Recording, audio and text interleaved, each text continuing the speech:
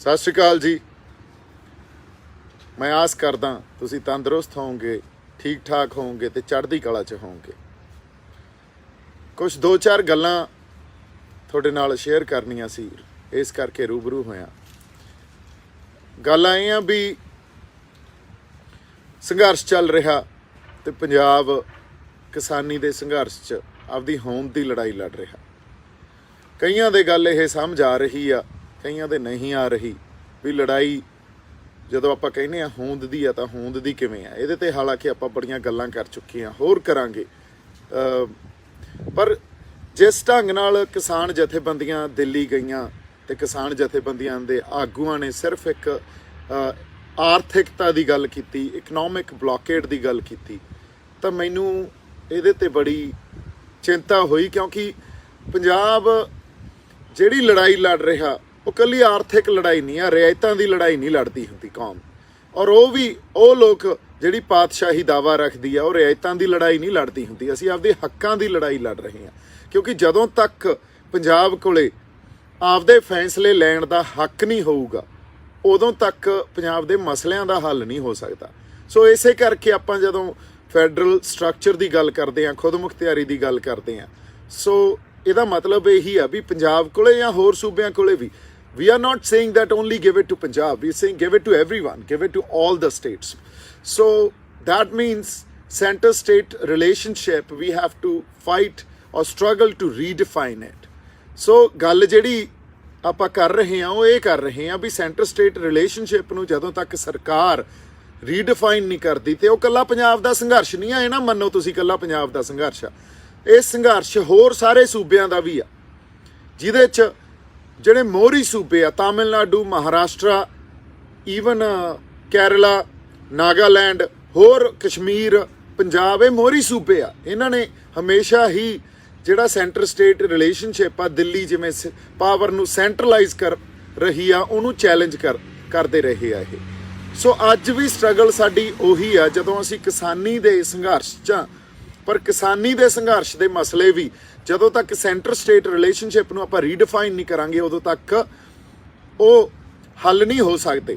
ਹੁਣ ਜਿਹੜੇ ਬਜ਼ੁਰਗ ਸਾਡੇ ਨਾਲ ਜੁੜੇ ਹੋਏ ਆ ਉਹਨਾਂ ਲਈ ਵੀ ਇਹ ਗੱਲ ਸਮਝਣੀ ਜ਼ਰੂਰੀ ਆ ਵੀ ਸੈਂਟਰ ਸਟੇਟ ਰਿਲੇਸ਼ਨਸ਼ਿਪ ਦਾ ਮਤਲਬ ਇਹ ਆ ਵੀ ਜਦੋਂ ਤੱਕ ਪੰਜਾਬ ਖੁਦ ਮੁਖਤਿਆਰ ਨਹੀਂ ਹੋਊਗਾ, ਪੰਜਾਬ ਕੋਲੇ ਜਿਹੜੇ ਆਪਦੀਆਂ ਨੀਤੀਆਂ ਘੜਨ ਦੇ ਹੱਕ ਨਹੀਂ ਹੋਣਗੇ, ਉਦੋਂ ਤੱਕ ਪੰਜਾਬ ਦੇ ਮਸਲੇ ਹੱਲ ਨਹੀਂ ਹੋਣੇ। ਤੇ ਕਿਸਾਨੀ ਦਾ ਜਿਹੜਾ ਮਸਲਾ ਉਹ ਵੀ ਇਹਦੇ ਵਿੱਚ ਹੀ ਆ।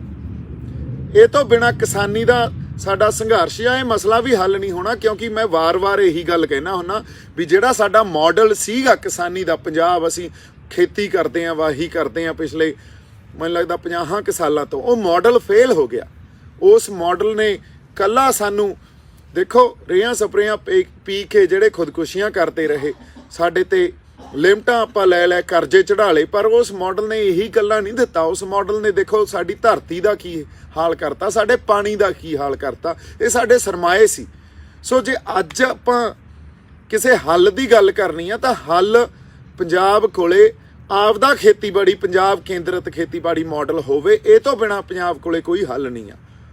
ਸੋ ਜੇ ਬਾਕੀ ਸੂਬੇ ਇਹ ਗੱਲ ਸਮਝਦੇ ਆ ਤਾਂ ਉਹਨਾਂ ਦਾ ਆਪਦਾ ਉੱਥੋਂ ਦਾ ਇੱਕ ਕੇਂਦਰਿਤ ਖੇਤੀਬਾੜੀ ਮਾਡਲ ਹੋਵੇ। ਉਹ ਮਾਡਲ ਦਿੱਲੀ ਨਾ ਦੇਵੇ, ਕਿਉਂਕਿ ਹਰ ਖਿੱਤੇ ਦੀ ਧਰਤੀ ਵੱਖਰੀ ਆ, ਉੱਥੋਂ ਦਾ ਪੌਣ ਪਾਣੀ ਵੱਖਰਾ ਤੇ ਉੱਥੇ ਲੋਕਾਂ 'ਚ ਸਕਿੱਲ ਵੱਖਰੀ ਆ। ਇਹ ਗੱਲ ਤਾਂ ਆਪਾਂ ਸਮਝਦੇ ਆ, ਬਹੁਤ ਇਹ ਕਹਿ ਲਈਏ ਵੀ ਇਹ ਗੱਲ ਮਾਇਨੇ ਰੱਖਦੀ ਆ।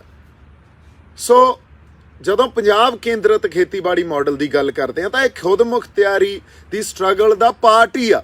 ਇਸ ਕਰਕੇ ਇਹ ਆਪਾਂ ਜਿਹੜੀ ਮੁਹਿੰਮ ਵਾਰਿਸ ਪੰਜਾਬ ਦੇ .org ਇੱਥੇ ਤੁਸੀਂ ਮੈਂਬਰਸ਼ਿਪ ਵੀ ਆਪਦੀ ਇਹਦੇ 'ਚ ਜਾ ਕੇ ਆਪਦਾ ਜੁਆਇਨ ਕਰੋ, ਕਿਉਂਕਿ ਤੁਹਾਡੇ ਸੁਝਾਅ ਚਾਹੀਦੇ ਆ ਹੁਣ। ਔਰ ਇਹ ਜਿਹੜਾ ਖੇਤੀਬਾੜੀ ਮਾਡਲ ਹੈ ਪੰਜਾਬ ਦੇ ਲੋਕਾਂ ਨੇ ਘੜਨਾ, ਸਰਕਾਰਾਂ ਬਣਾ ਕੇ ਦੇਣਗੀਆਂ, ਫਿਰ ਇਹ ਉੱਤੋਂ ਆਊਗਾ ਤੇ ਆਪਾਂ ਨੂੰ ਮੰਨਣਾ ਪਊਗਾ। ਹੁਣ ਲੋਕ ਘੜਨ ਤੇ ਪਹਿਲੀ ਮੀਟਿੰਗ ਇਸ ਖਾਤਰ ਆਪਾਂ ਬਠਿੰਡੇ ਰੱਖੀ ਆ 19 ਤਰੀਕ ਨੂੰ, ਜਿੱਥੇ ਤੁਸੀਂ teachers home Bathinda teachers home 19 ਤਰੀਕ ਨੂੰ, ਜਿੱਥੇ ਤੁਸੀਂ ਆਓ, ਆਪਾਂ ਗੱਲਬਾਤ ਕਰੀਏ, ਸਿਰ ਜੋੜ ਕੇ ਬੈਠੀਏ, ਇੱਕ ਬ੍ਰੇਨਸਟਾਰਮਿੰਗ ਕਰੀਏ ਤੇ ਪੰਜਾਬ ਦੇ ਮਸਲਿਆਂ ਨੂੰ ਵੀ ਸਮਝੀਏ। ਸਾਡੇ ਚਾਹੇ ਉਹ ਖੇਤੀ ਨਾਲ ਜੁੜੇ ਹੋਏ ਵਾਤਾਵਰਨ ਸੰਬੰਧੀ ਮਸਲੇ ਹੋਣ ਜਾਂ ਆਪਣਾ ਖੇਤੀ ਦੇ ਹੋਰ ਜਿਹੜੇ ਮਸਲੇ ਹੋਣ, ਮੰਡੀਕਰਨ ਹੋਵੇ, ਫਸਲਾਂ ਕਿਹੜੀਆਂ ਹੋਣ, ਤੇ ਸਾਡੇ ਹੋਰ ਜਿਹੜੇ ਮਸਲੇ ਆ ਉਹਨਾਂ ਨੂੰ ਵੀ ਸਮਝੀਏ ਤੇ ਨਾਲ ਖੇਤੀ ਨੂੰ ਤਰਜੀਹ ਦਈਏ। ਇਸ ਕਰਕੇ ਇਹ ਮੁਹਿੰਮ ਸਟਾਰਟ ਕੀਤੀ ਗਈ ਆ। ਹੁਣ ਜਦੋਂ ਗੱਲ ਪੰਜਾਬ ਦੀ ਆਉਂਦੀ ਆ, ਜਦੋਂ ਸੰਘਰਸ਼ ਪੰਜਾਬ ਲੜ ਰਿਹਾ, ਆਪਦੀ ਹੋਂਦ ਦੀ ਲੜਾਈ ਲੜ ਰਿਹਾ, ਤਾਂ ਖੇਤੀ ਦੇ ਨਾਲ ਸਾਡਾ ਸੱਭਿਆਚਾਰਕ ਸਾਂਝ ਆ। ਇਹ ਗੱਲ ਤੋਂ ਤਾਂ ਮੁਨਕਰ ਹੋ ਹੀ ਨਹੀਂ ਸਕਦੇ। ਕਿਸਾਨ ਆਗੂ ਜਦੋਂ ਦਿੱਲੀ ਜਾ ਕੇ ਗੱਲਾਂ ਕਰਦੇ ਆ ਤਾਂ ਸੱਭਿਆਚਾਰਕ ਸਾਂਝ ਤੋਂ ਬਿਨਾਂ ਜੇ ਤੁਸੀਂ ਆਰਥਿਕ ਸਟਰਕਚਰ ਨੂੰ, ਇਕਨੋਮਿਕ ਸਟਰਕਚਰ ਨੂੰ ਸਮਝੋਗੇ, ਉਹ ਨਹੀਂ ਸਮਝਿਆ ਜਾ ਸਕਦਾ, ਉਹਨੂੰ ਪੂਰਨ ਤੌਰ ਤੇ ਨਹੀਂ ਸਮਝਿਆ ਜਾ ਸਕਦਾ। ਫਿਰ ਉਹ ਇੱਕ ਅਧੂਰਾ ਸੱਚ ਆ, ਤੇ ਅਧੂਰਾ ਸੱਚ ਪੂਰੇ ਝੂਠ ਤੋਂ ਵੀ ਜ਼ਿਆਦਾ ਖਤਰਨਾਕ ਹੁੰਦਾ। ਸੋ ਇਸ ਕਰਕੇ ਮੈਂ ਹਮੇਸ਼ਾ ਕਹਿੰਦਾ ਹੁੰਦਾ ਵੀ ਇੱਕ ਪਾਸੇ ਹੀ ਖੜਨਾ ਪਊਗਾ ਹੁਣ ਜਾਂ ਸੱਚ ਵਾਲੇ ਪਾਸੇ ਖੜ ਜਾਓ ਜਾਂ ਝੂਠ ਵਾਲੇ ਪਾਸੇ ਖੜ ਜਾਓ। ਸੋ ਇਹ ਤੋਂ ਬਿਨਾਂ ਹੋਰ ਕੋਈ ਹੱਲ ਨਹੀਂ ਆ, ਕਿਉਂਕਿ ਲੜਾਈ ਸਾਡੇ ਘਰਾਂ ਤੱਕ ਆ ਗਈ ਆ। ਜੇ ਘਰਾਂ ਤੱਕ ਆ ਗਈ ਆ ਤਾਂ ਇਹ ਸਾਂਝੀ ਲੜਾਈ ਆ। ਇਹ ਇਕੱਲਾ ਵੀ ਦੀਪ ਸਿੱਧੂ ਮੋਰਚਾ ਲਾ ਕੇ ਬਹਿ ਗਿਆ ਸ਼ੰਭੂ, ਤਾਂ ਦੀਪ ਸਿੱਧੂ ਦੀ ਲੜਾਈ ਨਹੀਂ ਆ। ਮੈਂ ਤਾਂ ਪੰਜਾਬ ਖਾਤਰ ਪੰਜਾਬ ਦੀ ਲੜਾਈ ਲੜਨ ਆਇਆ ਸੀ। ਜੇ ਪੰਜਾਬ ਦੀ ਲੜਾਈ ਲੜਨ ਆਇਆ ਸੀ, ਜਜ਼ਬਾਤਾਂ ਦੇ ਆਧਾਰ ਤੇ ਆਪਾਂ ਮੋਰਚਾ ਵਿੱਢਿਆ, ਤੇ ਉੱਥੇ ਵੀ ਤੁਹਾਡੀ ਸ਼ਮੂਲੀਅਤ ਜ਼ਰੂਰੀ ਆ। ਜੇ 19 ਤਰੀਕ ਨੂੰ ਬਠਿੰਡੇ ਆਓ ਤਾਂ ਮੋਰਚੇ 'ਚ ਵੀ ਤੁਸੀਂ ਆਓ। ਦੀਵਾਲੀ ਹੋਈਏ ਤਾਂ ਉੱਥੇ 10 ਸਿੰਘ ਬੈਠੇ ਹੁੰਦੇ ਆ, ਮੀਂਹ ਕਣੀ ਪਵੇ ਫੇਰ 10 ਸਿੰਘ ਬੈਠੇ ਹੁੰਦੇ ਆ। ਕਿਉਂ ਬਈ?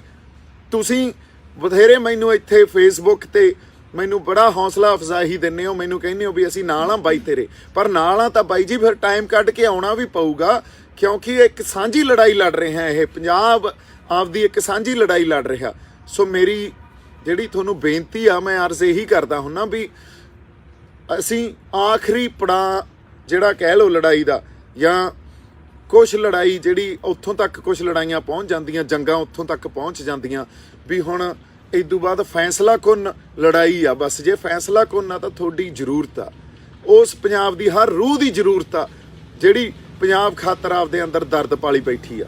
ਸੋ ਪੰਜਾਬ ਦੇ ਵਾਰਸਾਂ ਦੀ ਜ਼ਰੂਰਤ ਆ। ਮੇਰੇ ਤੇ ਦੇਖੋ ਇਹ ਸਵਾਲ ਵੀ ਉਠਾਏ ਗਏ ਵੀ ਇੱਕ ਆਪਾਂ ਪੋਸਟਰ ਸ਼ੇਅਰ ਕੀਤਾ ਸਾਂਝੇ ਪੰਜਾਬ ਦਾ, ਸਾਂਝੇ ਪੰਜਾਬ ਜਿਹਦੇ 'ਚ ਪੁਰਾਣਾ ਆਪਣਾ ਪੰਜਾਬ ਸੀ, ਤੇ ਉਹਦੇ 'ਚ ਪਾਕਿਸਤਾਨ ਵਾਲੇ ਪਾਸੇ ਜਿਹੜਾ ਆਪਣਾ ਪੰਜਾਬ ਆ ਤੇ ਇੰਡੀਆ ਵਾਲੇ ਪਾਸੇ, ਤੇ ਉਹਦੇ ਤੇ ਮੇਰੀ ਫੋਟੋ ਲਾਈ ਵੀ ਵਾਰਿਸ ਪੰਜਾਬ ਦੇ।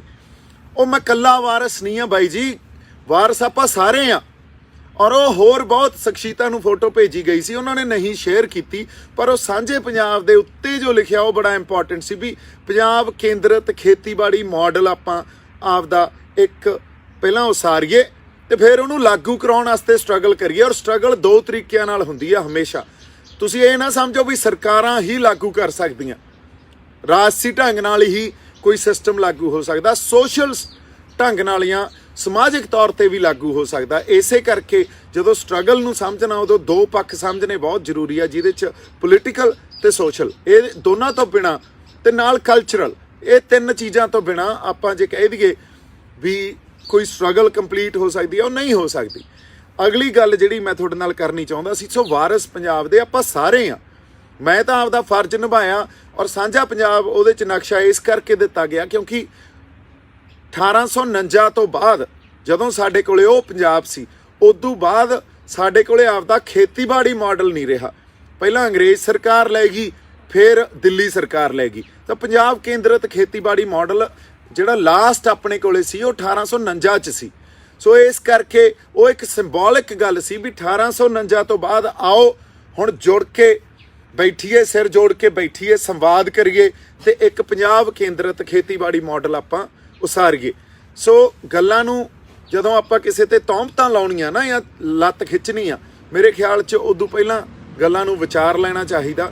ਔਰ ਮੈਂ ਹਮੇਸ਼ਾ ਕਹਿੰਦਾ ਹੁੰਦਾ, ਮੈਂ ਇੱਥੇ ਕੋਈ ਅਹੁਦੇ ਲੈਣ ਨਹੀਂ ਆਇਆ ਬਾਈ, ਮੈਂ ਕਿਸੇ ਵੀ ਤਰ੍ਹਾਂ ਦੀ ਜਾਂ ਕੋਈ ਏਜੰਡਾ ਆਪਦਾ ਮਿੱਥ ਕੇ ਨਹੀਂ ਆਇਆ। ਆਪਾਂ ਤਾਂ ਜਿਹੜੀ ਗੱਲ ਕਰ ਰਹੇ ਹਾਂ ਉਹ ਪੰਜਾਬ ਖਾਤਰ ਗੱਲ ਕਰ ਰਹੇ ਹਾਂ। ਜੇ ਤੁਹਾਨੂੰ ਤੁਸੀਂ ਇਹਦੇ ਨਾਲ ਸਹਿਮਤ ਹੋ, ਜੇ ਤੁਹਾਨੂੰ ਲੱਗਦਾ ਵੀ ਪੰਜਾਬ ਦੀ ਗੱਲ ਹੋ ਰਹੀ ਆ, ਤਾਂ ਫਿਰ ਤੁਹਾਡੀ ਜ਼ਰੂਰਤ ਆ, ਕਿਉਂਕਿ ਸਾਨੂੰ ਜਥੇਬੰਦਕ ਵੀ ਹੋਣਾ ਪਊਗਾ, ਸਾਨੂੰ ਇੱਕ ਆਰਗੇਨਾਈਜੇਸ਼ਨ ਵੀ ਤਿਆਰ ਕਰਨੀ ਪਊਗੀ, ਇੱਕ ਸਿਵਲ ਸਟਰਕਚਰ ਵੀ ਤਿਆਰ ਕਰਨਾ ਪਊਗਾ। ਤੇ ਉਹ ਸਿਵਲ ਸਟਰਕਚਰ ਬਹੁਤ ਕੁਝ ਕਰ ਸਕਦਾ, ਪਰ ਉਹਦੇ 'ਚ ਜੇ ਹੁਣ ਮੈਂ ਕਹਿ ਲਾਂ ਵੀ ਤੁਸੀਂ ਆਪਦੇ ਘਰੋਂ ਹੀ ਬੈਠੇ ਹੋਵੋਗੇ ਤੇ ਤੁਸੀਂ ਕਹੋਗੇ ਬੜੇ ਕੰਮ ਆ ਸਾਨੂੰ, ਤੇ ਕੰਮ ਤਾਂ ਆਪਾਂ ਸਾਰਿਆਂ ਨੂੰ ਹੀ ਆ ਭਾਈ। ਫਿਰ ਕੰਮ ਤੋਂ ਬਿਨਾਂ ਤਾਂ ਜ਼ਿੰਦਗੀ ਨਹੀਂ ਚੱਲਦੀ, ਮੈਂ ਸਮਝਦਾ, ਪਰ ਕੰਮ ਕੰਮਾਂ 'ਚੋਂ ਹੀ ਟਾਈਮ ਕੱਢ ਕੇ ਜਾਣਾ ਪੈਂਦਾ ਹੁੰਦਾ, ਕੰਮਾਂ 'ਚੋਂ ਹੀ ਟਾਈਮ ਕੱਢ ਕੇ ਇੱਕ ਦੂਜੇ ਨੂੰ ਆਪਾਂ ਜਾ ਕੇ ਹੌਸਲਾ ਅਫਜ਼ਾਈ ਦੇਣੀ ਹੁੰਦੀ ਆ। ਤੇ ਚਲੋ ਆਰਗੇਨਾਈਜ਼ ਹੋਈਏ। ਇਟਸ ਟਾਈਮ ਆਪਾਂ ਜਿਵੇਂ ਮੈਂ ਕਹਿ ਸਕਦਾ ਇਹ ਡਿਸਾਈਡਿੰਗ ਇੱਕ ਵਾਰ ਆ ਜਿਹੜੀ ਇਹ ਜਿੱਤਣੀ ਆ ਕਿ ਹਾਰਨੀ ਆ, ਇਹ ਤੁਸੀਂ ਮਿਥ ਲਓ ਹੁਣ। ਤੇ ਅਗਲੀ ਗੱਲ ਜਿਹੜੀ ਮੈਂ ਇਹ ਕਰਨੀ ਚਾਹੁੰਦਾ ਸੀ ਵੀ ਮੈਂ ਹਮੇਸ਼ਾ ਕਹਿਣਾ ਹੁੰਦਾ, ਚਲੋ ਕਿਸਾਨ ਜਥੇਬੰਦੀਆਂ ਦੀ ਇੱਕ ਪੋਲੀਟੀਕਲ ਡਿਪਲੋਮੈਸੀ 'ਚ ਜਦੋਂ ਦਿੱਲੀ ਸਰਕਾਰ ਨੇ ਧੱਕਿਆ, ਖਾਣਾ ਵੀ ਖਵਾਇਆ, ਉਹਨਾਂ ਨੂੰ ਬੈਗ ਵੀ ਦੇਤੇ, ਉਹ 3-3 ਬੈਗ ਵੀ ਚੱਕ ਲਿਆਏ, ਇਹ ਇੱਕ ਪੋਲੀਟੀਕਲ ਡਿਪਲੋਮੈਸੀ ਹੁੰਦੀ ਆ। ਉਹਦੇ 'ਚ ਬੈਗ 'ਚ ਮਟੀਰੀਅਲ ਪਾ ਕੇ ਦੇਤਾ। ਹੁਣ ਉਹ ਜੇ ਬੈਗ ਦੇ ਨਾਲ ਮਟੀਰੀਅਲ ਆ ਗਿਆ ਤਾਂ ਮਟੀਰੀਅਲ ਪੜ੍ਹਨਗੇ ਵੀ, ਤੇ ਮਟੀਰੀਅਲ ਤਾਂ ਉਹ ਆ ਜਿਹੜਾ ਸਰਕਾਰ ਸਾਨੂੰ ਪੜ੍ਹਾਉਣਾ ਚਾਹੁੰਦੀ ਆ। ਪਰ ਅਸੀਂ ਸਰਕਾਰ ਨੂੰ ਕੀ ਪੜ੍ਹਾਉਣਾ ਚਾਹੁੰਦੇ ਆ, ਇਹ ਮਟੀਰੀਅਲ ਅਸੀਂ ਦੇ ਕੇ ਆਏ ਆ ਕਿ ਨਹੀਂ, ਇਹਦਾ ਤਾਂ ਕਿਸਾਨ ਜਥੇਬੰਦੀਆਂ ਦੇ ਆਗੂਆਂ ਨੂੰ ਹੀ ਪਤਾ ਜਾਂ ਸਰਕਾਰ ਨੂੰ ਪਤਾ ਹੈ ਨਾ। ਆਪਾਂ ਤਾਂ ਜਦੋਂ ਆਪਸ 'ਚ ਗੱਲ ਕਰਦੇ ਆ, ਆਪਸ 'ਚ ਗੱਲ ਕਰਨੀ ਬੜੀ ਜ਼ਰੂਰੀ ਆ। ਮੈਂ ਕਿਸਾਨ ਜਥੇਬੰਦੀਆਂ ਦੇ ਅਗੇਂਸਟ ਨਹੀਂ ਆ, ਜਾਂ ਮੈਂ ਕਿਸੇ ਉਸ ਬੰਦੇ ਦੇ ਜਿਹੜਾ ਦਿੱਲੀ ਨਾਲ ਮੱਥਾ ਲਾਈ ਬੈਠਾ ਉਹਦੇ ਅਗੇਂਸਟ ਨਹੀਂ, ਉਹਦੇ ਨਾਲ ਖੜਾ। ਪਰ ਸਾਨੂੰ ਕੁਛ ਸਿਧਾਂਤ ਵੀ ਮਿਥਣੇ ਪੈਂਦੇ ਆ, ਪੋਲੀਟੀਕਲ ਡਿਪਲੋਮੈਸੀ ਨੂੰ ਸਮਝਣਾ ਪੈਂਦਾ। ਸਰਕਾਰ ਕਰ ਕੀ ਰਹੀ ਆ, ਉਹ ਤਾਂ ਟੋ ਵੇਖ ਰਹੀ ਆ ਹੁਣ ਵੀ ਇਹਨਾਂ 'ਚੋਂ ਕਿਹੜੇ ਬੰਦਿਆਂ ਨੂੰ ਫੜ ਸਕਦੇ ਆ, ਔਰ ਪਹਿਲਾਂ ਫੜੇ ਆ। ਔਰ ਸਾਡੇ ਕਿਸਾਨ ਜਥੇਬੰਦੀਆਂ ਦੇ ਆਗੂਆਂ ਨੇ ਸੰਘਰਸ਼ ਬਹੁਤ ਲੜੇ ਆ, ਬੜਾ ਵੱਡਾ ਤਜਰਬਾ ਉਹਨਾਂ ਕੋਲੇ। ਤੇ ਇਹ ਤਜਰਬਾ ਉਹਨਾਂ ਕੋਲੇ, ਉਹ ਮੈਂ ਇਹ ਮੰਨਦਾ ਵੀ ਉਹ ਟ੍ਰੇਡ ਯੂਨੀਅਨਾਂ ਤੇ ਕਈ ਵਾਰੀ ਆਰਥਿਕ ਗੱਲ ਹੀ ਜਾਂ 19 ਕੁ ਲੜਾਈ ਲੜ ਸਕਦੀਆਂ, ਪਰ ਨਾਲ ਦੀ ਨਾਲ ਜੇ ਕਿਸਾਨ ਆਗੂ ਆਪਦੇ ਆਪ ਨੂੰ ਉਹ ਕਹਿ ਰਹੇ ਆ ਕਿਸਾਨ ਜਥੇਬੰਦੀਆਂ ਦੇ ਆਗੂ ਆ, ਤਾਂ ਆਰਥਿਕ ਦੇ ਨਾਲ ਸੱਭਿਆਚਾਰਕ ਗੱਲ ਪੰਜਾਬ ਦੀ ਜਾਂ ਪੰਜਾਬ ਦਾ ਕਿਸਾਨ ਉਹਦੀ ਸੱਭਿਆਚਾਰਕ ਹੋਂਦ ਕੀ ਆ, ਇਹਨੂੰ ਸਮਝਣਾ ਬਹੁਤ ਜ਼ਰੂਰੀ ਆ। ਇਹ ਤੋਂ ਬਿਨਾਂ ਮੈਂ ਜੇ ਇਹ ਨਹੀਂ ਸਮਝੀਏ, ਜਿਵੇਂ ਮੈਂ ਕਿਹਾ ਜੀ, ਇਹ ਤਾਂ ਇੱਕ ਅਧੂਰਾ ਸੱਚ ਆ, ਤਾਂ ਪੂਰੇ ਝੂਠ ਤੋਂ ਬਹੁਤ ਖਤਰਨਾਕ ਹੁੰਦਾ ਇੱਕ ਅਧੂਰਾ ਸੱਚ। ਬਾਕੀ 20 ਤਰੀਕ ਨੂੰ ਅਖੰਡ ਪਾਠ ਸਾਹਿਬ ਆਪਾਂ ਸ਼ੰਭੂ ਮੋਰਚੇ 'ਚ ਉੱਥੇ ਆਰੰਭ ਕਰਾ ਰਹੇ ਹਾਂ, ਤੇ 22 ਤਰੀਕ ਨੂੰ ਉਹਦਾ ਭੋਗ ਆ ਜੀ। ਇਹ 3 ਦਿਨ ਤੁਸੀਂ ਪੰਜਾਬ ਦੇ ਹਰ ਘਰ ਨੂੰ ਸੱਦਾ, ਹਰ ਘਰੋਂ ਇੱਕ ਬੰਦਾ ਜ਼ਰੂਰ ਆਵੇ, ਔਰ 22 ਤਰੀਕ ਨੂੰ ਤਾਂ ਪੰਜਾਬ ਦੇ ਹਰ ਘਰ ਦਾ ਇੱਕ ਬੰਦਾ, ਇੱਕ ਰੂਹ ਉੱਥੇ ਪਹੁੰਚੇ। ਕਿਉਂਕਿ ਆਪਾਂ ਅਰਦਾਸ ਕਰੀਏ ਪ੍ਰਮਾਤਮਾ ਨੂੰ, ਪੰਜਾਬ ਦੀਆਂ ਖੁਸ਼ੀਆਂ ਵਾਪਸ ਦਿਓ, ਪੰਜਾਬ ਦੀ ਜਿੱਤ ਹੋਵੇ, ਤੇ ਪੰਜਾਬ ਮੁੜ ਉਸੇਰੇ ਵੱਲ ਆਪਦਾ ਉਸ ਰਾਹ ਤੇ ਵਾਪਸ ਆਵੇ। ਇਸ ਕਰਕੇ ਜਿਹੜਾ ਆਪਾਂ ਅਖੰਡ ਪਾਠ ਸਾਹਿਬ ਦਾ ਪ੍ਰੋਗਰਾਮ ਮਿਥਿਆ, ਇਸੇ ਕਰਕੇ ਮਿਥਿਆ। ਅੱਜ ਸਹਿਜ ਪਾਠ ਆਪਾਂ ਰਖਾਇਆ ਸੀ, ਅੱਜ ਉਹਦਾ ਭੋਗ ਸੀ, ਤੇ ਬੜਾ ਵਧੀਆ ਉੱਥੇ ਬਾਣੀ ਸਰਵਣ ਕੀਤੀ ਸੰਗਤਾਂ ਨੇ, ਤੇ ਬਾਬਾ ਜੀ ਨੇ ਅਰਦਾਸ ਬੜੀ ਵਧੀਆ ਸਤਿਗੁਰ ਪਾਤਸ਼ਾਹ ਨੂੰ ਕੀਤੀ, ਉਹਦੇ 'ਚ ਆਪਾਂ ਸ਼ਾਮਲ ਹੋਏ ਸਾਰੇ ਜਾ ਕੇ। ਸੋ ਮੈਂ ਇਹੀ ਕਹੂੰਗਾ, ਜਿੰਨੀਆਂ ਕੁ ਗੱਲਾਂ ਆਪਾਂ ਕੀਤੀਆਂ ਵੀ ਇਹ ਸਾਂਝੀ ਲੜਾਈ ਆ, ਤੇ ਕੋਈ ਮੈਂ ਆਪਦੀ ਲੜਾਈ ਲੜਨ ਨਹੀਂ ਆਇਆ ਸੀ, ਆਪਦੇ ਆਪ ਨੂੰ ਪ੍ਰੂਵ ਕਰਨ ਨਹੀਂ ਆਇਆ ਮੈਂ ਵੀ ਮੈਂ। ਬਹੁਤ ਲੋਕ ਇਹ ਕਹਿ ਰਹੇ RSS ਦਾ ਬੰਦਾ, BJP ਦਾ ਪਲਾਂਟਡ ਬੰਦਾ, ਉਹਦਾ ਟਾਈਮ ਦੱਸ ਦੂਗਾ ਵੀ ਮੈਂ ਕਿਹਦਾ ਬੰਦਾ, ਪੰਜਾਬ ਦਾ ਬੰਦਾ ਕਿ ਉਹਨਾਂ ਦਾ ਬੰਦਾ। ਪਰ ਅੱਜ ਤੱਕ ਆਪਾਂ ਜਿੰਨੀਆਂ ਕੁ ਗੱਲਾਂ ਕੀਤੀਆਂ, ਜੋ ਸੰਘਰਸ਼ ਕਰ ਰਹੇ ਹਾਂ, ਉਹ ਤਾਂ ਪੰਜਾਬ ਹਿੱਤ ਹੀ ਆ ਨਾ। ਸੋ ਇੰਨੀਆਂ ਕੁ ਬੇਨਤੀਆਂ ਮੈਂ ਕਰਨੀਆਂ ਸੀ। ਮੇਰੇ ਵੱਲੋਂ ਬਹੁਤ ਸਾਰਾ ਪਿਆਰ ਤੇ ਸਤਿਕਾਰ। ਜਿਉਂਦੇ ਵਸਦੇ ਰਹੋ। I really request you guys once again that please come on the 19th.